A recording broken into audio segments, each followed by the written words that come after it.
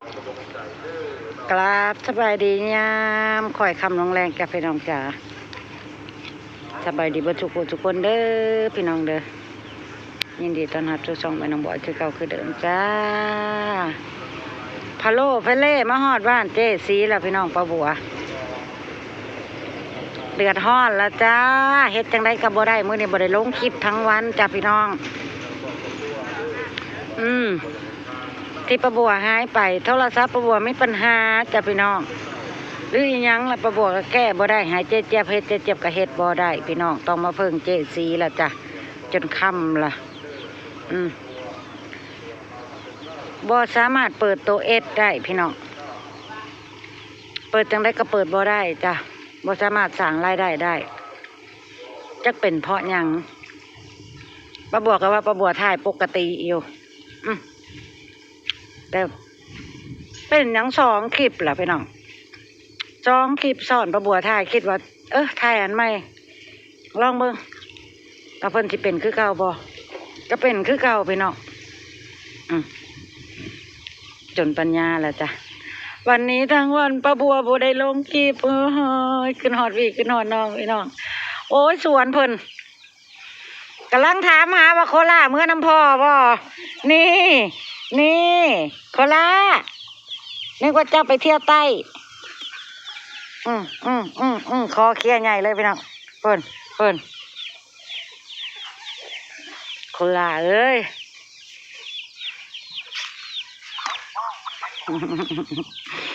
ป้าพักจะโพดก็โพดว่าพักงามพี่น้องเอ๋ย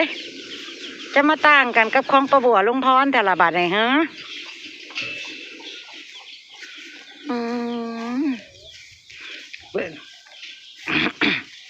เบิ่งของเพิ่นล่ะไปเบิ่งของเจ้าของมันน้อยใจบ่ล่ะพี่น้องโคลาอย่ากัดแม่ได้ลูกพักอันน่ะเพิ่นน่ะพี่น้องพักอันสีม่วงเพิ่นน่ะนะงามแท้งามว่า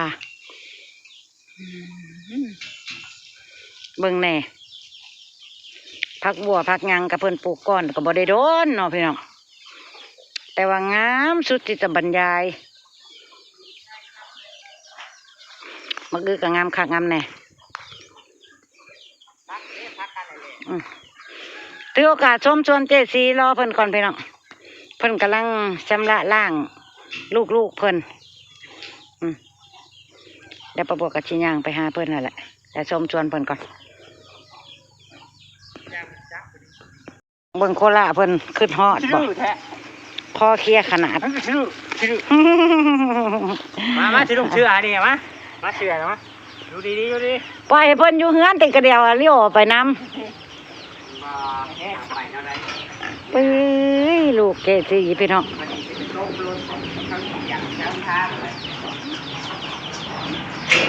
เบิ่งแม่กูตุ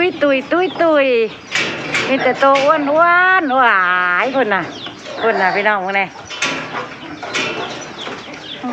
หิวบ่นี่นะปะติแต่เห็นคนเลยแต่ละโตพี่น้องกระโดดขึ้นมาใส่ได้ยินเสียงคน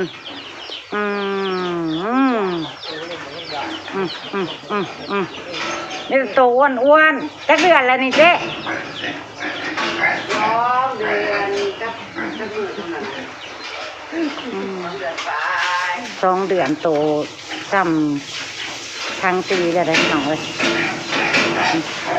ตัวจริงเพื่อนนะทางตีสวัสดีค่ะพี่น้องจ้าเดือดร้อนลงคลิปก็ได้ทั้งวันจ้าบ่แม่นลงบ่ได้พี่น้องลงได้ปกติแต่ว่าบ่เปิดตัวเอสบ่ได้ก็ยังว่าหายเจ็บเฮ็ดหายก็เฮ็ดบ่ได้เจ็บเพิ่นว่านี่แต่ของเพิ่นก็เคยเป็นเพิ่นว่าบ่ค่อยกระไทยกินข้าวปกตินั่นแหละเนาะ2 คลิปหลายใช่อีกเรียกคลิปไม่บาดนี่ก็เป็นอีกคือเก่าอาสีดไปปล่อยให้เจซีเพิ่นอันนี้ซะก่อนป้าบัวบ่รีบดอกป้าบัวสิไปชมสวนเพิ่นจ้ะ จ้ะโอ้ยเนาะขี้หมูล้วนๆบ่นี่นะ จะบอกใส่จะหึงอะไรใส่จะ โอ้ย รอบเดียว โพดโพว่างามพักอิหยังทางเขาเนี่ยนะ กะหล่ำดอก อ๋อกะหล่ำดอกขอนึกว่าอันคะน้า นี่คณะไม่ต้องเข้า อื มาม ปึ๊บ นี่ขนาด คณะเลยแล้วนี่ออกดอกแล้ว นี่ มันจะหายานี่มาเก็บไปอันนั้น พัด โอ้ยมันคือน่ะเป็นนะดอกจะสิจับทำไม อ่อนซ้อนเด้จักปลูกนะจังหวะได้งามกระดึกกระดอกบ่ จากที่โอ้ อืม เอาปลูกอย่าง เป็นน้ำข้นมือเย็นมือฮ้อนแน่เด้อ เดี๋ยวนี้จะได้กระลำดอกก่อนจ้ะคณะ คะน้ากะหล่ำดอก แม่ อะไรคะ จะยางรู้บัวค่อย ผักบัวมึงเน่ตั้งฉายก็ได้โอ้ ใส่ยานี้ ขึ้นใช่เอาไปได้กับประบวชอยากว่าแต่ตั้งฉายคลื่นใช่เนาะ เก็บกินได้เก็บอะไรแม่บักแตงงอนะ นี่พวกบัวแบ้งเลย มะอื้อก็เป็นหมากแล้วนะ ดอกบัวแม่ถึงว่าแล้วมันออกดอกแล้วบักบัวเขา เบิ่งเน่ พักออกกินตลอดแล้วดอก แต่งแล้วกระดกคือกันกับวันห้องพ่อใหญ่พรน่ะคือเราน่ะอันยาวกว่าห้องพ่อใหญ่พรแน่พี่น้องนี่ แต่ว่าเปื่อยเนาะมันเป็นหยังก็เป็นแล้วนี่เนาะมันงามพุ่นโพดบ่เนาะ ดอกมันบอกหวานบอก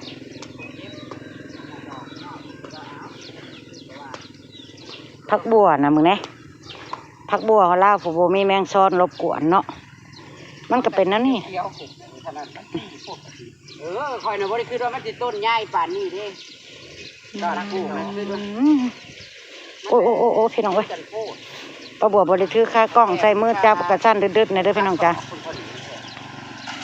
คนน้ำสิหูหนึ่งเมื่อวานนี่ สะอ่อนเด้ ของเจ้าเนี่ย หึ มาของเตรียมเงินอีกแล้ว อะไร ของเตรียมเงินใหม่แล้ว โซดาคนสวย หาเงินมาให้เข้ากัน อ่ะแก้ไขเป็นที่เรียบร้อยโดยสร้างผู้ชำนาญงาน โอ้ย ไม่นั่น เดือดร้อนอีหยังก็ต้องเจซีจ้ะปลาบัวนะตั้งแต่เริ่มเปิดช่องกับเจซีสิบ่ให้ว่าผู้มีพระคุณสิไปอยู่ใส่ละเนาะพี่น้องอีหลีได้ เขามาเบิ่งมาส้มมาแหน่เนาะเนาะ ฝากในเด้อพี่น้องลงซ่ากับฝากเบิ่งให้ในเด้อจ้าเด้อ จะได้จะกินหนึ่ง เพื่อสิได้คลิปหนึงเบิ่งแน่นี่เนาะลำบากแต่เท่ บางตัวกับมือไงจนไปจะเขาคือเดี๋ยวจะยุบมาจากค่ายหักคิด เอาเจ้าก็เป็นคือขอยบอกท่อแท้เนาะพี่น้อง เสียใจหมดอะไร ถ่ายไปแล้วก็มันบ่ได้ดังใจเฮาก็ท่อแท้ดะก็บ่ได้ว่าดอกว่าโลภมาก แต่มันก็เนาะ